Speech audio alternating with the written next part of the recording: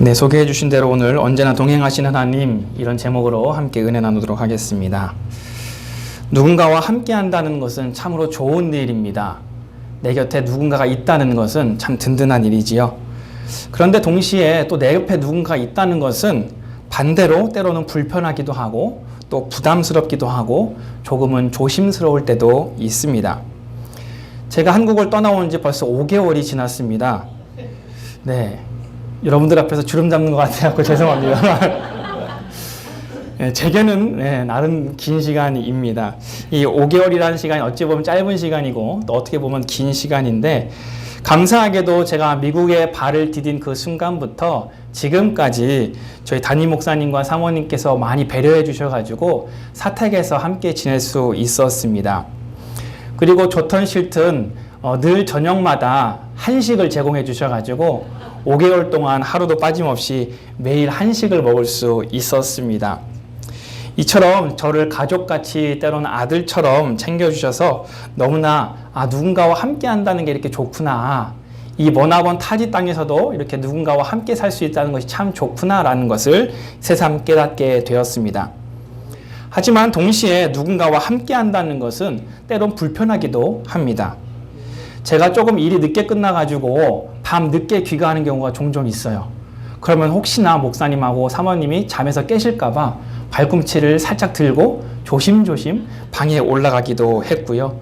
또 밤에 출출할 때가 있잖아요. 아니면 목이 마르기도 하고, 그러면 또 조용히 몰래 내려가가지고 냉장고 문을 열어보기도 하고 이것저것 꺼내 먹기도 하고, 그렇게 조심스럽게 지내기도 했습니다.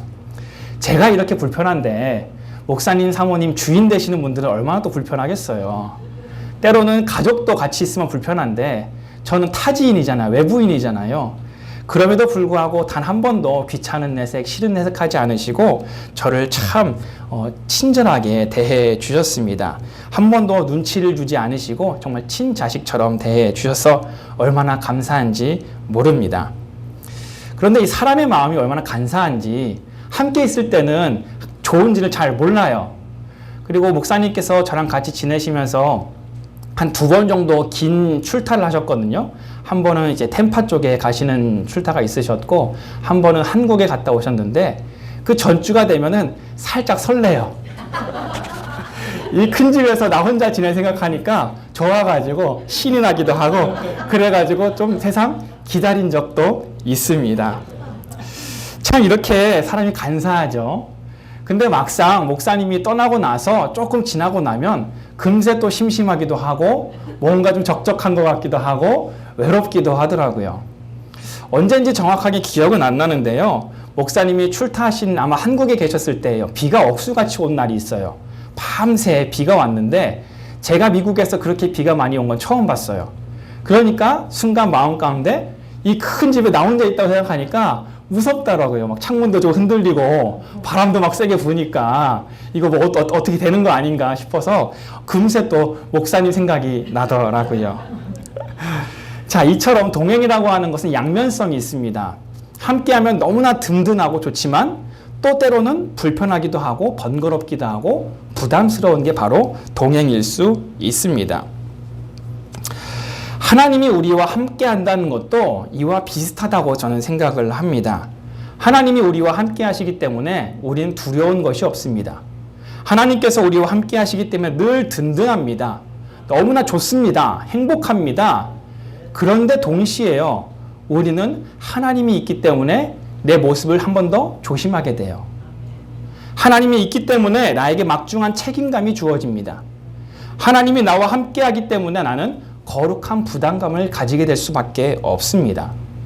오늘 우리는 함께 읽은 마태복음 28장의 말씀을 가지고 하나님과의 동행이 과연 무엇인가, 하나님과 동행하는 것은 어떤 삶인가에 대해서 함께 이야기해 보려고 합니다. 오늘 우리가 함께 읽었던 마태복음 28장 18절부터 20절 말씀은 우리가 너무나 잘 아는 말씀입니다. 그래서 많은 분들이 암송하기까지 하는 말씀이죠. 이 말씀은 예수님께서 승천하시기 전에 예수님께서 제자들에게 하신 말씀입니다. 그런데 이 말씀에는요, 아주 중요한 약속이 하나 등장합니다. 우리가 잘 아는 말씀이죠. 같이 다시 한번 읽어보겠습니다. 시작. 볼지어다 내가 세상 끝날까지 너희와 항상 함께 있으리라 하시니라. 아멘. 목사님도 반복해서 읽어주셨는데요. 다시 한번 읽어보겠습니다. 시작. 볼지어다 내가 세상 끝날까지 너희와 항상 함께 있으리라 하시니라. 아멘. 이건 예수님께서 부활하신 다음에 승천하시기 전에 하신 말씀이에요. 직전에 하신 말씀이에요. 이 말씀을 곰곰이 제가 읽다 보니까 두 가지 질문이 생기더라고요. 첫 번째 의문은 뭐냐면 예수님께서 지금 내가 너희와 항상 있을 거야 라고 약속하셨는데 예수님은 곧 승천하실 거예요.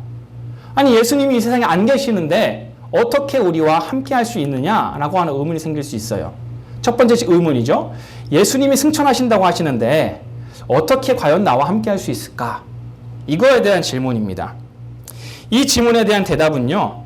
예수님께서 승천하신 이후에 예수님께서는 약속하신 성령을 우리에게 보내주셔서 그 성령이 비록 우리의 눈에는 보이지 않지만 그 거룩한 하나님의 영, 그 성령이 내주하심으로 또 우리와 함께 하심으로 우리와 함께 하신다는 그 약속을 이루신다라는 거예요. 비록 예수님의 그 육신은 이 세상에 없지만 예수님께서 약속하신 그 성령을 보내주심으로 우리와 함께 하신다는 그 약속을 이루시고 지켜나가실 수 있는 겁니다. 바라기는 그 성령으로 말미암아 늘 우리와 동행하시는 그 하나님으로 말미암아 늘 승리할 수 있는 우리 모두가 되기를 소망합니다. 두 번째 질문은 뭐냐면 예수님께서 지금부터 내가 세상 끝날까지 너희와 함께 할 거야 라고 약속하셨는데 그러면 예수님 탄생 이전에는 예수님께서 약 30년 동안 이 세상에 사셨는데 그 30년의 인생 그 전에는 과연 그럼 함께 하지 않았는가? 이런 질문을 할 수가 있어요. 예수님 탄생 이전에는 그럼 함께 하지 않았다는 뜻인가? 그렇습니까? 아니죠. 비록 형태는 좀 달라요. 예수님께서 육신으로 마리아의 몸으로 성육신 하시기 이전에는 하나님으로 함께 하셨어요. 그리고 친히 하나님의 이름을 야훼 하나님, 여호와 하나님으로 알려주셨단 말이죠. 그러니까 예수님을 기점으로 예수님 이전에는 하나님, 여호와 하나님으로 함께 하셨고 예수님의 그 인생의 삶 가운데서는 예수님으로 함께 하셨고 그 이후에 승천하신 이후에는 약속하신 성령을 보내주심으로 말미암아 그 성령이 지금까지도 우리와 함께하는 줄 믿으시기를 바랍니다. 자, 그러면 그 하나님께서는 과연 언제부터 이 세상에 존재하셨을까? 언제부터 우리와 함께 하셨을까? 그 이야기를 한번 해보도록 하겠습니다. 그 하나님은 바로 태초 전부터 우리와 함께 하셨어요. 마태복음 1장 1절 2절 말씀입니다. 함께 읽습니다. 시작. 태초에 하나님이 천지를 창조하시니라. 땅이 공허하며 흑암이 깊음 위에 있고 하나님의 영은 수면 위에 운행하시니라. 아멘. 오늘 말씀을 보니까 하나님께서는 천조를 창조하시기 이전에 계셨다라고 되어 있어요. 영어 성경을 보면은 in the beginning, 태초에 그 시작에 하나님이 계셨다라고 이야기하십니다. 그리고 그 더 놀라운 것은요, 하나님만 계신 것이 아니라 거기에 하나님의 영도 수면 위에 운행했다. 하나님의 영에 대한 존재도 분명히 밝혀주고 있습니다. 우리 3절도 같이 한번 볼까요? 읽어보겠습니다. 시작. 하나님이 이르시되 빛을 있으라 하시니 빛이 있었고. 자, 여기서부터 이제 처음 하나님의 음성이 나옵니다. 하나님의 말씀이 처음으로 등장하게 되는데요. 이 말씀을 통해서 하나님의 마음과 하나님의 생각이 구체적으로 실현되기 시작합니다. 그런데 여기서 한 가지 또 생각이 듭니다. 하나님은 전능하신 분이십니다. 믿으십니까? 그러면 하나님은 굳이 말씀을 하지 않으셔도 충분히 생각으로만 이 세상을 창조하실 수 있는 분이에요. 그럼에도 불구하고 창세기 1장 3절은 뭐라고 얘기하냐면 하나님이 이르시되 빛이 있으라 라고 말씀하시니까 빛이 생겨났다라고 이야기하고 있어요. 왜 굳이 말씀을 하셨을까? 말씀을 안 하셔도 충분히 창조하실 능력과 힘이 있으신 분인데, 전능하신 분이신데 왜 말씀을 굳이 하셨을까? 그거에 대한 의문이 생기더라고요. 그러다 문득 저는 남자와 여자의 관계에서 이 해답을 좀 찾았어요. 제가 한국에 있을 때 오랫동안 청년 사역을 좀 했습니다. 그래갖고 이 남녀 청년들의 그 심리 상태를 조금 알아요. 이 남자와 여자의 차이, 가장 극명한 차이는 뭐냐면요. 여자는 남자가 말하지 않아도 다 눈치로 알아채요. 아, 지금 이 남자가 뭐가 필요하구나. 지금 이 남자가 어떤 꿍꿍이가 있구나. 여자들은 다 압니다. 근데 남자들은요, 몰라요. 그래가지고 말해주기 전까지는 남자는 절대 눈치를 못 챕니다. 그래서 남자한테 뭘 알려주려면 무조건 직접 말로 해야 돼요. 이 남자는요, 절대 눈치를 못 채기 때문에 말을 해야 알아듣는 동물이에요. 하나님께서 분명히 전능하신 분이세요. 그럼에도 불구하고 빛이 있으라 라고 말씀하신 이유는 하나님의 그 의도와 하나님의 그 사랑과 하나님의 생각을 인간들에게 알려주시기 위해서예요. 하나님께서 빛이 있으라 라고 말씀하시지 않으셨다면 이 세상 사람 그 누구도 하나님의 의도를 몰랐을 거예요. 하나님이 이 세상을 창조하신지도 몰랐을 거예요. 하지만 하나님께서는 무지한 사람에게 빛이 있으라 라고 하신 그 말씀을 통해서 아, 하나님은 이 세상 가운데 빛이 있기를 원하셨구나라는 빛이 있기를 원하셨구나라고 하는 그 의도를 우리가 알 수 있다라는 거예요. 그 말씀을 통해서 하나님이 인격적인 분이시라는 것을 우리는 깨달을 수 있습니다. 그리고 그 말씀이 드디어 육신이 되어서 우리 가운데 거하신 분이 바로 예수님이라는 거죠. 그러니까 하나님께서 창조를 하시면서 말씀을 하신 이유는 그 창조의 섭리와 순서를 우리한테 친히 알려주시려고. 말하지 않으면 우리가 모르니까. 그래서 하나님께서는 직접 말씀하지 않으셨을까? 이렇게 생각을 해 보았습니다. 그런데 그것도 모자라서 하나님께서는 말로 하는 것도 모자라서 친히 두 눈으로 우리에게 보여주셨는데 그 말씀이 육신이 되신 분이 바로 예수 그리스도예요. 하나님께서 우리를 사랑하셔서 이 세상을 창조하셨는데 그것도 우리가 못 알아들으니까 남자들처럼 답답하게 말을 해줘야 아니까 친히 두 눈으로 보여주신 분이 바로 예수 그리스도입니다. 요한복음 1장 2절 말씀인데요. 같이 한번 읽어보겠습니다. 시작. 태초에 말씀이 계시니라. 이 말씀이 하나님과 함께 계셨으니 이 말씀은 곧 하나님이시니라. 그가 태초에 하나님과 함께 계셨고. 아멘. 이 말씀을 통해서 그 태초에 말씀이 계셨는데 그 말씀이 육신이 되신 분이 예수님이시니까 그 예수님이 태초 때부터 우리와 함께 계셨구나 라는 것을 우리는 알 수 있습니다. 이어서 마태복음 1장 14절 말씀 같이 한번 읽어보겠습니다. 시작. 말씀이 육신이 되어 우리 가운데 거하심에 우리가 그의 영광을 보니 아버지의 독생자의 영광이요 은혜와 진리가 충만하더라. 아멘. 그렇습니다. 태초 때부터 함께 하셨던 그 하나님 그리고 그 성령님 그 말씀이 이제 육신이 되어 우리 가운데 오셨고 그 예수님이 우리를 너무나 사랑하셔서 우리를 위해 십자가에 달려 돌아가신 줄 믿으시길 바랍니다. 그리고 그 말씀이 거기서 끊어지는 것이 아니라 우리와 늘 함께 하시기 위하여 부활하셨고 승천하신 이후에 성령을 우리에게 보내주신 줄을 믿으시기를 간절히 소망합니다. 자, 우리는 이 창세기와 요한복음의 말씀을 통해서 한 가지 사실을 깨닫습니다. 이 성부, 성자, 성령 하나님께서는 태초 때부터 함께 계셨고 그리고 지금도 우리와 함께 하시는 줄 믿으시기를 바랍니다. 그리고 창세기 1장 22절의 말씀에서 그 하나님의 형상을 그대로 본떠서 우리 사람을 창조하신 줄 믿으시기를 바랍니다. 그리고 그 하나님께서 우리를 너무나 사랑하셔서 지금도 우리와 함께 하시는 줄을 믿으시기를 간절히 소망합니다. 바라기는 창세 때부터 오늘날까지 그리고 오늘부터 영원까지 우리와 함께 하시겠다는 그 하나님, 그 약속을 붙잡고 늘 주님과 동행하는 우리 모두가 되기를 간절히 소망합니다. 여러분, 인생을 사시면서 우리는 창피한 때가 종종 있습니다. 또 수치스러운 때도 있죠.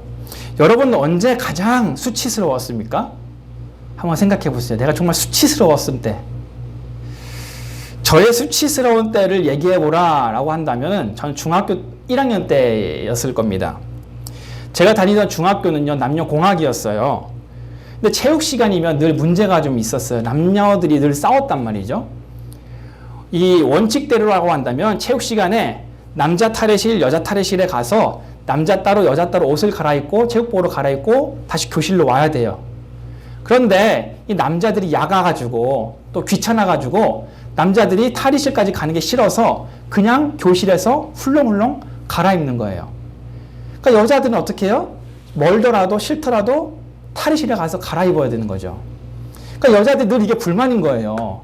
왜 남자들은 탈의실에 안 가고 왜 우리들만 맨날 번거롭게 멀리 가야 되냐. 그렇게 늘 불평을 가지고 있었다는 거죠. 제가 지금은 그래도 감사하게도 키가 좀 큰 편인데요. 중학교 때만 해도요, 제가 아주 키가 작았어요. 그래가지고 반에서 키번호로 2번, 3번 이렇게 키가 작았어요. 그리고 저희 어머니랑 할머니가 늘 저한테 이거 사람 구실은 하겠나 하실 정도로 키가 참 작았단 말이죠. 그리고 중학교 때는 여러분 잘 알고 있다시피 남자들의 성장 속도, 발육 속도보다 여자들의 성장 속도가 더 빠릅니다. 그러니까 저는 남자 중에서도 작은데 여자애들은 더 빨리 컸으니까 이 여자 끝번호 애들, 여자 뭐 30번, 뭐 29번 이런 애들이 저를 보기에는 동생 같은 거예요. 제가 하도 키가 작으니까. 그래갖고 저를 많이 귀여워해 주기도 하고 저한테 막 장난을 치기도 하고 그랬단 말이죠. 그런데 이 여자들이 항상 체육복 갈아입는 거에 대해서 불만을 가지고 있었잖아요. 하루는 여자아이들이 탈의실에서 옷을 갈아입고 다시 교실로 돌아왔는데 제가 아직 다 갈아입지 못한 상태였어요. 여자애들이 이제 옳았구나, 이거 복수할 기회다. 마치 푸른 초원에서 야수가 얼룩말 무리 중에 가장 약하고 동떨어져 있는 얼룩말을 공격하는 것처럼 저의 바지를 붙잡고 늘어지기 시작한 거예요. 그러니까 저는 이거 막 내려가는 바지를 붙잡고 있고 여자애들은 저를 놀리겠다고 제 바지를 붙잡으면서 어떻게 됐겠어요? 제 바지가 훌러덩 내려갔죠. 바지만 내려가면 다행인데 엉덩이까지 이제 보이게 되는 그런 수치스러운 일을 당하게 됐어요. 그런데 제가 창피했던 거는요, 그 여자아이들이 제 바지를 붙잡고 놀려서 수치스러웠던 게 아니에요. 그리고 제 엉덩이를 보여서 수치스러운 것도 아니에요. 가장 수치스러운 건 뭐였냐면 그 순간 자존심이 상해서 눈물이 났다는 게 너무나 수치스러웠다는 거예요. 지금 생각해보면은 그게 울 일도 아닌데 참 그때 그냥 웃어 넘겼으면 되는데, 야 남자 엉덩이 처음 보냐? 야 이렇게 웃어 얼렁뚱땅 넘겼으면 됐을 텐데 그게 그렇게 자존심이 상해가지고 울었다는 사실이 지금 생각해보면 너무나 수치스럽고 창피합니다. 우리가 인생을 살아가다 보면요, 이렇게 수치스러울 때가 있어요. 정말 내 기억에서 지워버리고 싶을 만큼 수치스러운 일들로 많이 일어납니다. 그런데 수치스러우면 다행이죠. 때로는요, 너무나 수치스럽고 창피할 겨를도 없이 너무나 힘들고 어렵고 버거운 순간도 있단 말이죠. 그럴 때는요, 정말 이 세상에서 살기 싫어질 정도로 내 스스로가 싫습니다.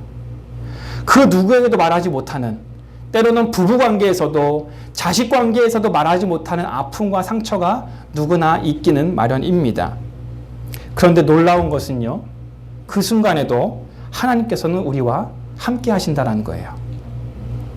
마태복음 4장 1절 말씀에는요, 이런 말씀이 있습니다. 같이 한번 읽어보겠습니다. 시작. 그때에 예수께서 성령에 이끌려 마귀에게 시험을 받으러 광야에 가사.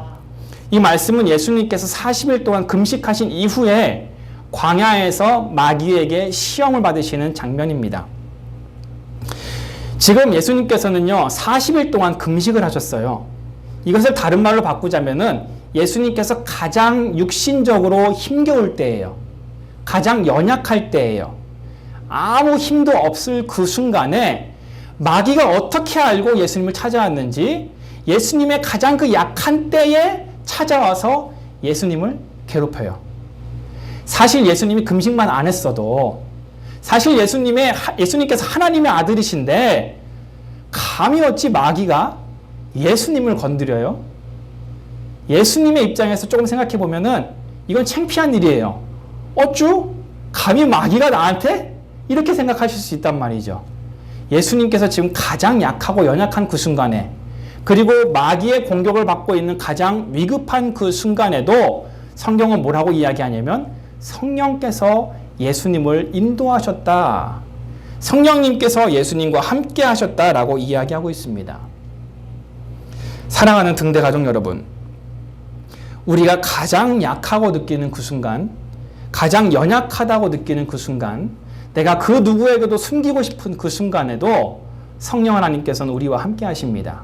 아멘. 그분께서 우리를 인도하시고 우리를 견인하는 줄을 믿으시기를 바랍니다. 아멘. 내가 죽고 싶다 할지라도 그 순간에도 나와 함께 하시며 내 손을 붙잡고 계시는 그분이 계시는데 그분이 성령 하나님이신 줄 믿으시기를 간절히 소망합니다. 아멘.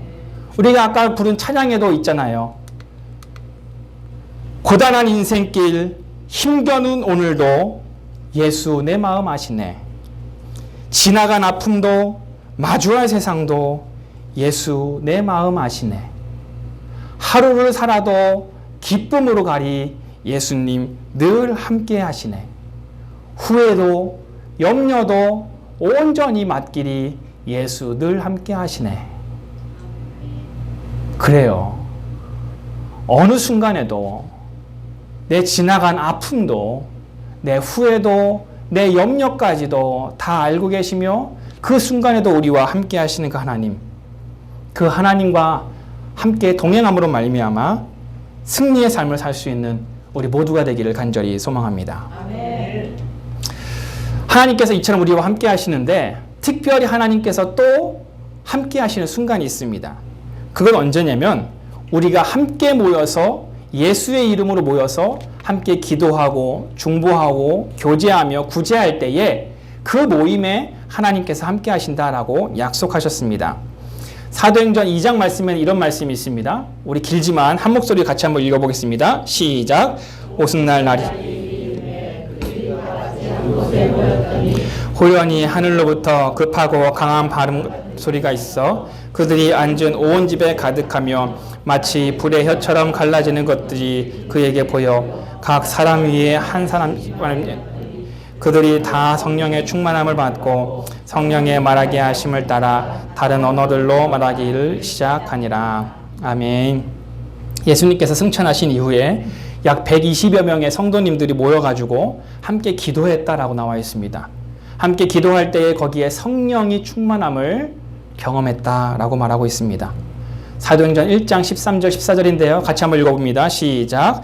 들어가 그들이 유하는 다락방으로 올라가니 베드로, 요한, 야고보, 안드레와 빌립, 도마와 바돌로메, 마테와 알페오의 아들 야고보, 셀로딘 시몬, 야고보의 아들 유다가 다 거기 있어 여자들과 예수의 어머니 마리아와 예수의 아우들과 더불어 마음을 같이하여 오로지 기도에 힘쓰더라.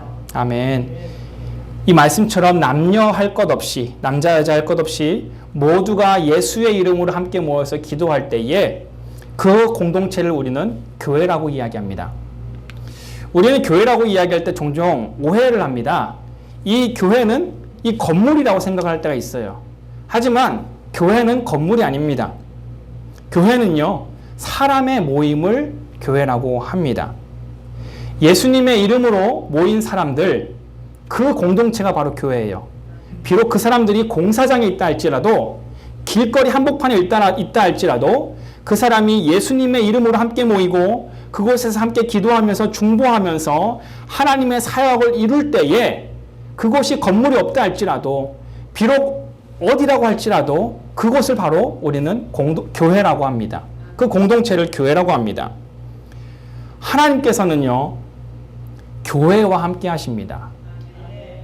그런데 반대로 우리가 이렇게 아름다운 성전이 있지만 이 아름다운 성전에서 기도하지 않고 하나님의 뜻을 이루지 않고 여기서 하나님의 뜻에 그릇되는 행동을 한다면 여기서 장사를 하고 물건을 팔고 하나님의 기도하지 아니하며 하나님의 뜻을 그릇되게 이곳을 우리가 채워나간다면 이곳은 하나님께서 임하지 않으십니다.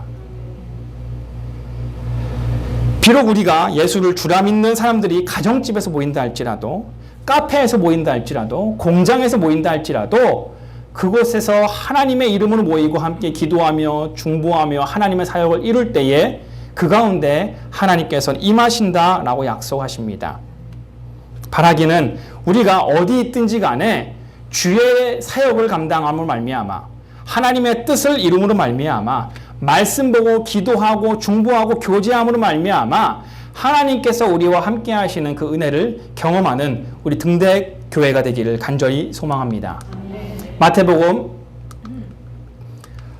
18장 20절 말씀 같이 한번 읽어봅니다. 시작. 두세 사람이 내 이름으로 모인 곳에 나도 그들 중에 있느니라. 아멘. 말씀에서 분명히 이야기하잖아요. 교회 건물 중에 내가 있다라고 얘기하지 않으시고 두세 사람이 내 이름으로 모인 곳에 함께 하겠다라고 이야기합니다.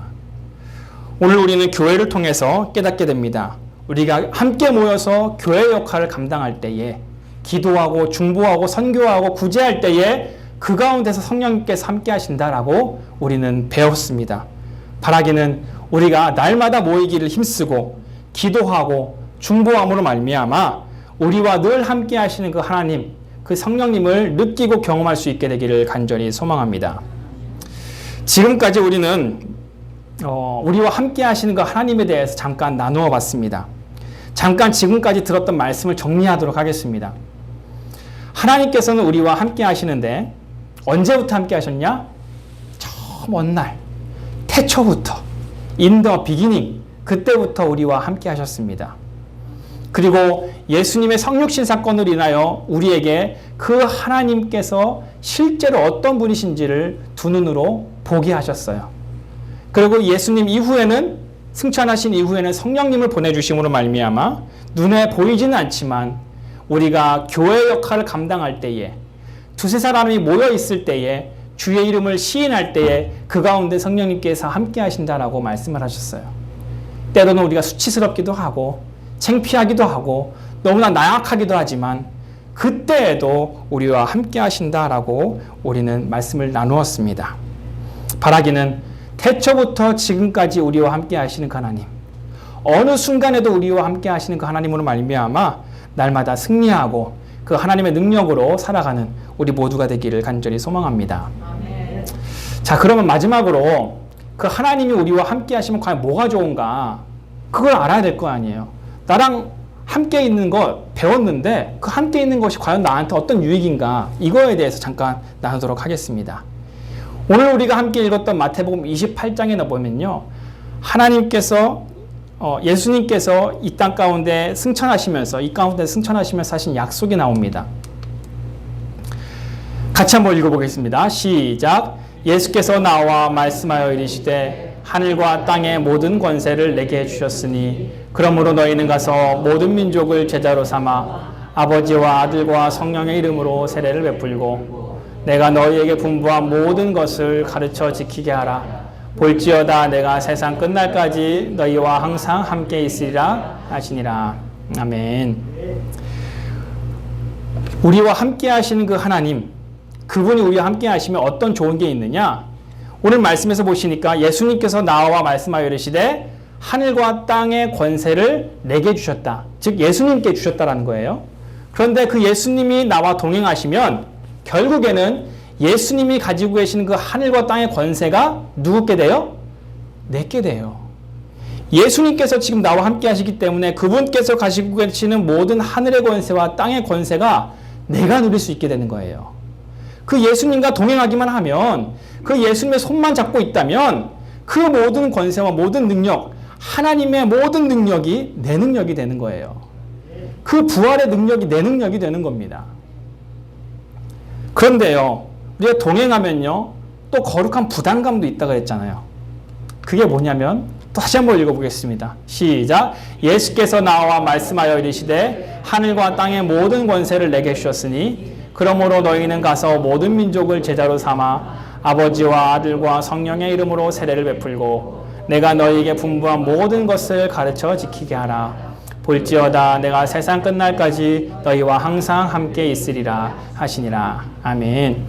예수님과 늘 동행하는 사람, 성령님과 늘 내주하는 사람은 책임감이 이제 있어요. 부담감이 있습니다. 그게 뭐냐면 민족을 제자로 삼아. 그리고 내가 너희에게 분부한 모든 것을 가르쳐 지키게 해라. 가서 제자로 삼고 세례를 베풀고 가르쳐 지키게 하라는 이 명령, 그 부담감, 책임감이 이제 생겨요. 예수님의 권세가 나의 권세가 되기 때문에 그 권세를 가지고 우리는 세례를 베풀고 가르쳐 지키게 하고 또 제자로 삼는 이 일을 감당해야 된다는 거예요. 그런데 이 빨간색 글씨 이것을 바꾸어 얘기하면 그건 뭐냐면 교회의 사역이에요. 교회의 사역. 아까 우리가 말했죠. 우리가 교회의 사역을 감당할 때 거기에 성령님이 임하신다 그랬어요.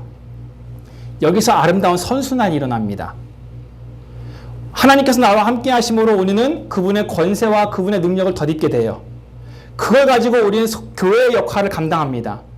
그런데 우리가 교회 역할을 감당할 때 아까 뭐라 그랬어요? 그 가운데 두세 사람이 모인 곳에 성령이 임한다고 말씀하셨죠. 다시 그 가운데 성령이 임해요. 성령이 임하시면 다시 우리가 권세와 능력을 받아서 다시 교회 역할을 감당해요. 교회 역할을 감당할 때 다시 그 가운데 성령이 임하세요. 그 능력과 힘을 덧입어서 다시 교회 역할을 감당해요. 이 아름다운 순환이 여기서 일어나는 거예요. 바라기는 우리와 함께 하시는 그 하나님을 누릴 때에, 그 하나님을 경험할 때에 우리는 교회 역할을 감당할 수 있게 됩니다. 우리가 교회 역할을 감당할 때 그 가운데 성령이 능력을 부어주시는 줄 믿으시기를 바랍니다. 나와 함께 하시는 그 하나님, 그 하나님을 덧입어서, 그 하나님의 능력과 권세를 덧입어서 교회의 역할, 기도하고 제자 삼고 가르쳐 지키게 하는 그 아름다운 교회의 역할을 충분히 감당하고 승리할 수 있는 우리 모두가 되기를 간절히 소망합니다. 그 하나님께서는 오늘 우리와 함께 하십니다. 가장 수치스러운 그 순간에도, 가장 연약한 그 순간에도 우리와 함께 하시며 우리에게 힘을 주시고 하늘의 권세, 땅의 권세를 주시는 줄 믿으시기를 주님의 이름으로 축복합니다.